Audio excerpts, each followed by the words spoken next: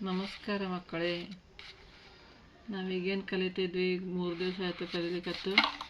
ಅದರೊಳಗೆ ನಾವು ಫಸ್ಟಿಗೆ ಕಲಿತಿದ್ದು ಚಿಹ್ನೆಗಳು, ಎರಡನೇದ್ದು ಅಂದರೆ ಅ ಆ ಇ, ಅದಕ್ಕೆ ವರ್ಣಮಾಲೆಗಳನ್ನು ಸ್ವರಾಕ್ಷರಗಳನ್ನು ಕಲ್ತೀವಿ ನಿನ್ನೆ. ಸ್ವರಾಕ್ಷರಗಳೊಳಗೆ ಇನ್ನೊಮ್ಮೆ ನೋಡ್ಕೊಳ್ಳೋಣ. ಇನ್ನು ಮುಂದೆ ನಾವು ಕಲಿಯೋದು ವ್ಯಂಜನಗಳು. ಫಸ್ಟಿಗೆ ಸ್ವರಾಕ್ಷರಗಳು ಎಷ್ಟವ? ಅ ಆ ಇ ಈ ಉ ಊ ಋ ಎ ಐ ಓ ಔ. ಅಹ ಇದಕ್ಕೆ ನಾವೇನಂತೀವಿ? ಒಂದು ಅನುಸ್ವಾರ, ಇದು ವಿಸರ್ಗ. ಅದಕ್ಕೆ ನಾವು ಸ್ವರಗಳೊಳಗೆ ಎಷ್ಟು ಸ್ವರಗಳು ಅಂತಂದ್ರೆ 1 2 3 4 5 6 7 8 9 10 11 12 13 ಇವೇನೆರಡು ಅವಲ್ಲ, ಇದನ್ನು ಅನುಸ್ವಾರ ಮತ್ತು ವಿಸರ್ಗ ಅಂತೀವಿ. ಅನುಸ್ವಾರ ಅಂದರೆ ಮೂಗಿನಿಂದ ಬರುವಂತಹ ಶಬ್ದಗಳು ಏನು ಬರ್ತಾವೋ ಅವಕ್ಕೆ ನಾವು ಅನುಸ್ವಾರ. ಮಾತಾಡುವಾಗ ಅಂಗ ಅಥವಾ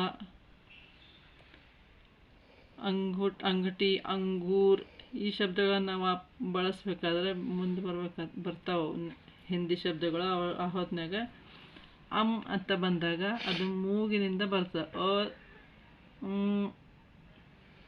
ಅದು ಅಹ ಅಂದರೆ ಹ ಅಕ್ಷರಗಳನ್ನು ನಾವು ಅಹ ಆಗುವಾಗ ಅಧಿಕ ಹ ಅಹ. ಸ್ವರಗಳಿಗೆ ಯಾವ ಹೊತ್ನಾಗೂ ಸ್ವರಗಳು ಯಾವ ಟೈಪ್ ಇರ್ತಾವೆ ಅದೇ ಟೈಪ್ ಉಚ್ಚಾರದೊಳಗೂ ಹಂಗೆ ಬರ್ತಾವೆ. ಅಂದ್ರೆ ಆ ಈ ಇದಕ್ಕೆ ಬೇರೆ ಅಕ್ಷರಗಳು ನಮ್ಗೆ ವ್ಯಂಜನಗಳು ಹೆಂಗೆ ಬರ್ತಾವೆ ಮುಂದೆ ನಿಮಗೆ ಕಲಿಸ್ತೇನಲ್ಲ ಅವಾಗ ಗೊತ್ತಾಗ್ತದೆ. ಕ ವ್ಯಂಜನದ ಅಕ್ಷರ, ಮೊದಲನೇ ಅಕ್ಷರ ಒಳಗೆ ಕ ಬಂದಾಗ ಕ ಅಧಿಕ ಕ ಅಂತ ನಾವು ಕಲಿತೀವಿ. ಉದಾಹರಣೆಗೆ ಕ ಅಧಿಕ ಈಸ್ ಈಕ್ವಲ್ಸ್ ಟು ಕ.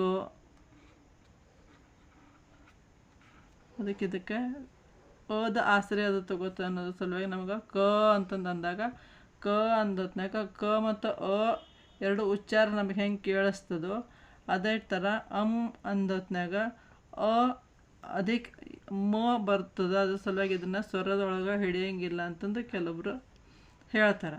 ಅದಕ್ಕೆ ಮತ್ತು ಅಹ ಇದಕ್ಕೆ ಅನುಸ್ವಾರ ಮತ್ತು ವಿಸರ್ಗ ಅಂತಂದು ನಾವು ಇದನ್ನು ಮುಂದೆ ವ್ಯಾಕರಣ ಕಲಿಬೇಕಾದ್ರೆ ನೋಡೋಣ. ಈ ಸದ್ಯಕ್ಕೆ ನೀವು ವರ್ಣಮಾಲದೊಳಗಿನ ಸ್ವರಗಳು ಎಷ್ಟವ ಅಂತಂದ್ರೆ 11. ಇದನ್ನು ನೆನಪಿಟ್ಕೊಳ್ರಿ. ನಾವು ಆಮೇಲೆ ಈಗ ಮುಂದೆ ಏನು ಕಲಿತೀವಿ? ವ್ಯಂಜನಗಳು.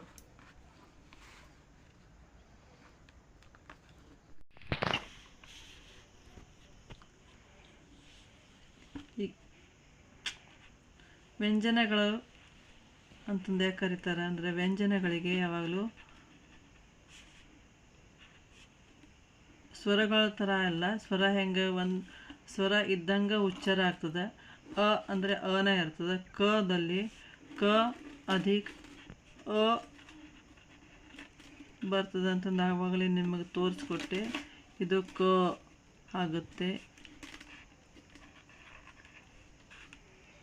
ಇದೇ ಥರ ಎಲ್ಲ ವ್ಯಂಜನಗಳು ಅದಕ್ಕಾಗಿ ಅದಕ್ಕೆ ವ್ಯಂಜನಗಳು ಅಂತಂದು ಕರೀತಾರೆ. ಅದ್ರಂಗೆ 5 ವರ್ಗಗಳು ಅಂತಂದು ಹೇಳಿದೆ ನಿಮಗೆ. ಕ ವರ್ಗ, ಚ ವರ್ಗ, ಟ ವರ್ಗ, ತ ವರ್ಗ ಮತ್ತು ಪ ವರ್ಗ. ಈಗ ಒಂದೊಂದೇ ವ್ಯಂಜನಗಳನ್ನ ನೋಡೋಣ. ಕ, ಖ,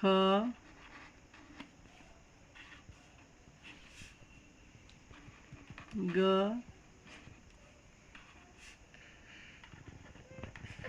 ಘ, ङ.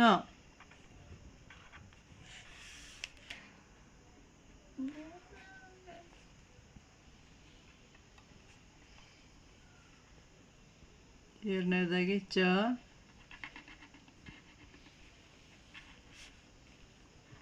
ಛ, ಜ ಝ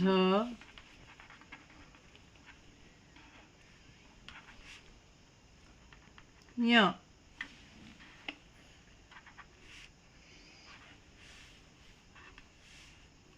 ಟ ಥ ಡ ಢ ನ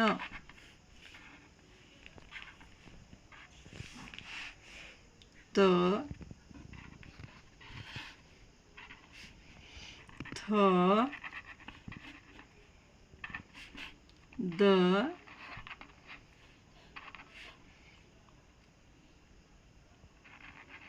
ಧ ನ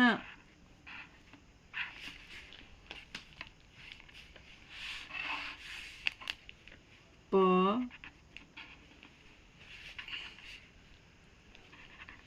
ಹ ಬ ಭ ಮ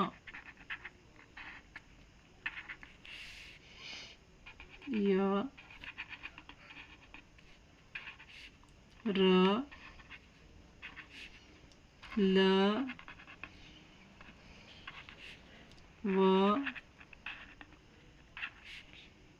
ಶ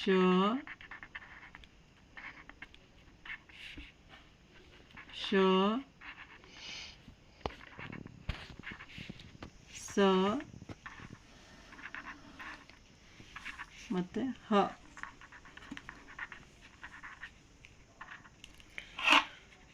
ಇವು ವ್ಯಂಜನಗಳು. ಇದಾದಮೇಲೆ ಕ್ಷ,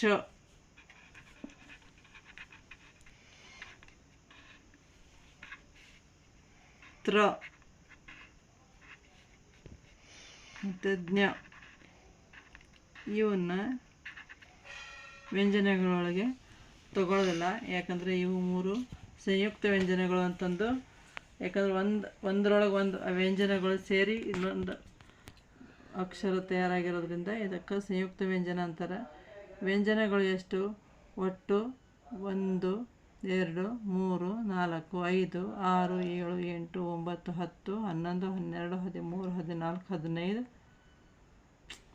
18 19 20 21 22 23 24 25 26 27 28 29 30 31 32 33.